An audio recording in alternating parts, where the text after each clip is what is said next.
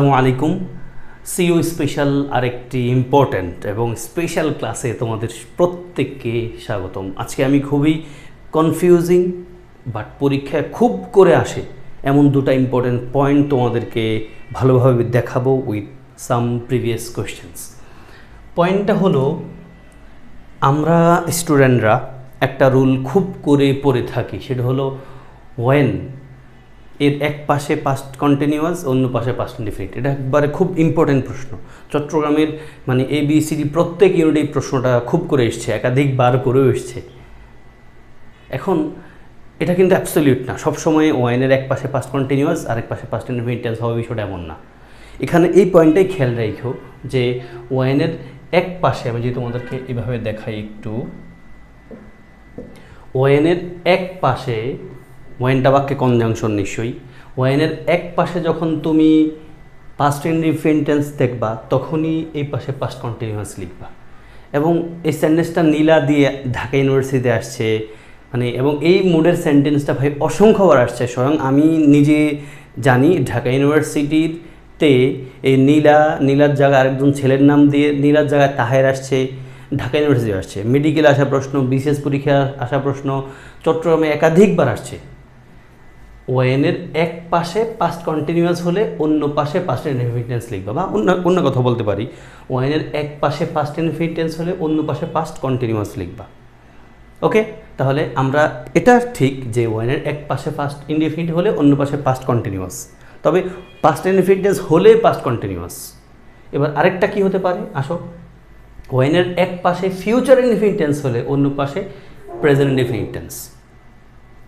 ঠিক আছে, এই দুটা কথা খেয়াল করে আবার বলি, ওয়াইনের এক পাশে যখন তুমি দেখবা পাস্ট ইনডিফিনিট, অন্য পাশে পাস্ট কন্টিনিউয়াস দেখবা, বা ভাইস ভার্সা হতে পারে। একইভাবে তুমি যখন দেখবা ওয়াইনের এক পাশে ফিউচার ইনডিফিনিট, অন্য পাশে তুমি প্রেজেন্ট ইনডিফিনিট টেন্স দিবা। অর্থটা এমন দাঁড়ায় যে নীলা পুড়িয়েছিল তার হাত যখন সে রান্না করছিল রাতের খাবার।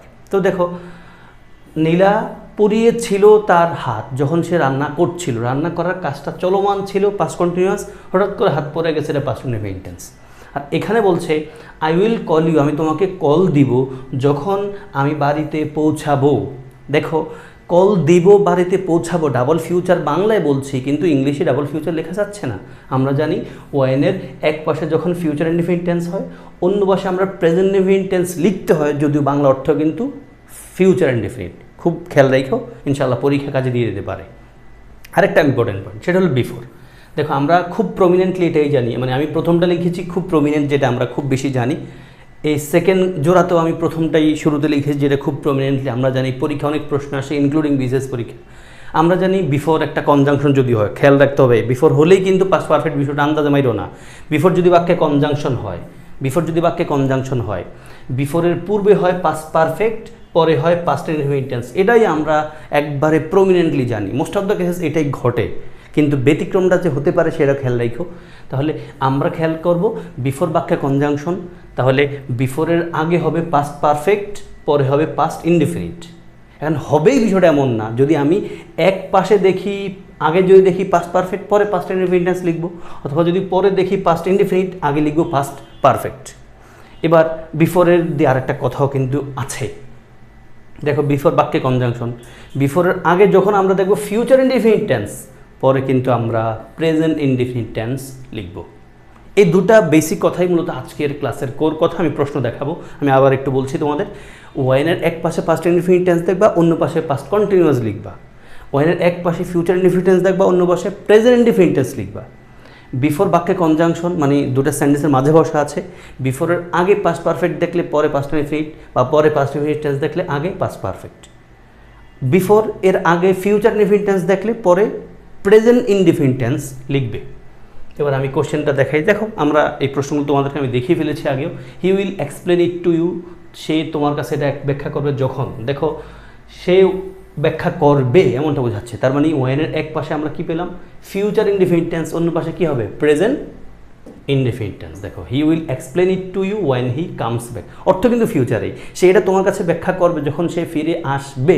বাট ওয়েনের এক পাশে যেহেতু আমরা ফিউচার ইনডিফিনিট টেন্স পেলাম, ফলে অন্য পাশে কি লিখবো, প্রেজেন্ট ইনডিফিনিট টেন্স। যদি এক পাশে পাস্ট ইনডিফিনিট টেন্স পেতাম, অন্য পাশে পাস্ট কন্টিনিউয়াস লিখতাম। দেখি তো আছে কিনা, ইয়া আসো, এটাও তোমাদের আসার প্রশ্ন। দেখো ওয়াইনের এই পাশ ব্লাঙ্ক আছে, এই পাশে আমাদের উত্তর লিখা মানে একটা অংশ লেখা আছে, তাহলে ওয়াইনের এই পাশে লেখা আছে দ্য লাইটস ওয়েন্ট আউট, মানে লাইট চলে গেছে।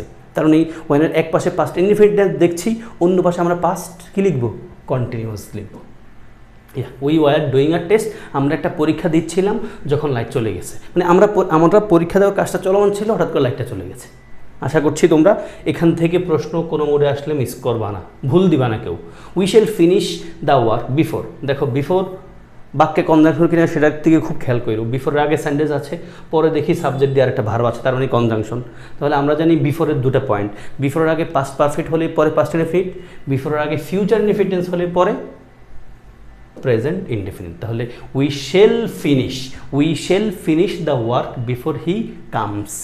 ওকে, and the next one, the patient had died before, এটা খুব প্রমিনেন্ট আমাদের ছোটোবেলা থেকে শেখা একটা সেন্টেন্স। বিফোর একটা কনজাংশন, আগে রুগী মরে গেছে, মানে বিফোরের আগে পাস্ট পারফেক্ট আছে, পরে নিশ্চয়ই পাস্ট ইনডিফিনিট টেন্স হবে। এবং এটা আমরা খুব সহজে জানি যে যেই সেন্টেন্সে পাস্ট পারফেক্ট থাকে ওই সেন্টেন্সে পাস্ট ইনডিফিনিট টেন্স থাকতেই হয়, এমন একটা মুড আছে, তাই না? তাহলে the patient had died before the patient, the patient had died before the patient তো হওয়ার কথা না, before the doctor, before the doctor came. বাকের অর্থটা এমন হয়ে যায় যে রুগী মারা গিয়েছিল, রুগী আসার আগে ডক্টর লাগবে, সেকেন্ড পেশেন্টটা নিশ্চয়ই ডাক্তার। আশা করছি তোমরা বুঝতে পেরেছো, যদি আমার পক্ষ থেকে এটা মিস্টেক ছিল। অ্যান্ড দ্য কোয়েশ্চেন, যেটা তোমাদের পরীক্ষা কিন্তু আসতে পারে, ভর্তি পরীক্ষার সব জায়গার অলমোস্ট কমন মুডের একটা কোয়েশ্চেন, সেটা হলো পার্সন আইডেন্টিফাই করতে দেওয়া। তোমাদের চট্টগ্রামেও মোটামুটি খুব ইম্পর্টেন্ট মুডের একটা question. She had never been to Italy before, বাকি অর্থ দাঁড়াচ্ছে সে আগে কখনোই ইতালিতে যায় নাই। এখানে বিফোর কোন পার্টস অফ স্পিচ? ভর্তি পরীক্ষায় পার্টস অফ স্পিচ আইডেন্টিফাই করতে দেয়, যেই পয়েন্ট তিনটা থাকে সবচেয়ে বেশি, তার মধ্যে অন্যতম হলো অ্যাডভার্ব, নাউন, অ্যাজরিভ, অ্যাডভার্ব, তিনটা আইডেন্টিফাই করতেই সবচেয়ে বেশি দিয়ে থাকে। বাংলাদেশের কোনো ধরনের পরীক্ষা নাই যে আইডেন্টিফিকেশন থেকে প্রশ্ন খুব বেশি আসতে দেখা যায় না, আসে হয়তো গ্যাপ যায় মাঝে মাঝে। এখানে বিফোর কোন পার্টস অফ স্পিচ? বিফোর কিন্তু কনজাংশন না, সাবধান।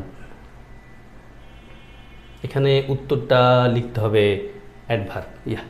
বিফোরটা কনজাংশন তখনই হবে যখন দুইটা সেন্টেন্সকে সে কানেক্ট করবে। এখানে বিফোরটা অ্যাডভার্ব, কারণ আমরা জানি বাক্যের ভার্বকে, অ্যাডভার্ব মূলত ভার্বকে মডিফাই করে। তাহলে she had never been to Italy, মানে সে কখনো যায় নাই, কখন যায় নাই এটা বোঝাচ্ছে, ভার্ব মডিফাই করছে। প্লাস তোমরা কিছু প্রশ্ন করেও কিন্তু উত্তর পাও, বাক্যের ভার্বকে কখন, কোথায়, কিভাবে, কতটুকু, কতবার দিয়ে যখন প্রশ্ন করে উত্তর পাও তখন সেটা কী হয়, অ্যাডভার্ব হয়। সে যায় নাই ইতালিতে আগে, কখন যায় নাই, আগে সে কখনোই যায় না, তার মানে একটা সময়কে রেফার করছে, বিধায় আমরা এটা কী বলছি, অ্যাডভার্ব বলছি। মোটামুটি এই ছিল তোমাদের সাথে আজকের ক্লাস। আবার একটু রিকেপ করে দিচ্ছি যেন ভেজালে না পড়ো। ওয়াইনের এক পাশে যদি পাস্ট ইনডিফিনিট টেন্স দেখো, অন্য পাশে পাস্ট কন্টিনিউয়াস লিখবা। ওয়াইনের এক পাশে ফিউচার ইনডিফিনিট টেন্স দেখবা, অন্য পাশে প্রেজেন্ট ইনডিফিনিট টেন্স লিখবা। দেন বিফোরে আসি। প্রমিনেন্ট পয়েন্ট হলো বিফোরের আগে, বিফোর যদি বাক্যে কনজাংশন হয় খেয়াল করবা, বিফোরের আগে পাস্ট পারফেক্ট, অন্য পাশে পাস্ট ইনডিফিনিট। আবার বিফোরের আগে যদি ফিউচার ইনডিফিনিট টেন্স হয় পরে প্রেজেন্ট ইনডিফিনিট। এই ছিল আজকের ক্লাস। আশা করছি ক্লাস থেকে উপকার পেয়েছো। ভিডিওতে একটা লাইক দিবা, তোমার কিছু বন্ধুর সাথে শেয়ার করবা, মেনশন করবা, নিশ্চয় আমাকে তোমার দোয়ায় রাখবা। আসসালামু আলাইকুম ওয়া রাহমাতুল্লাহ।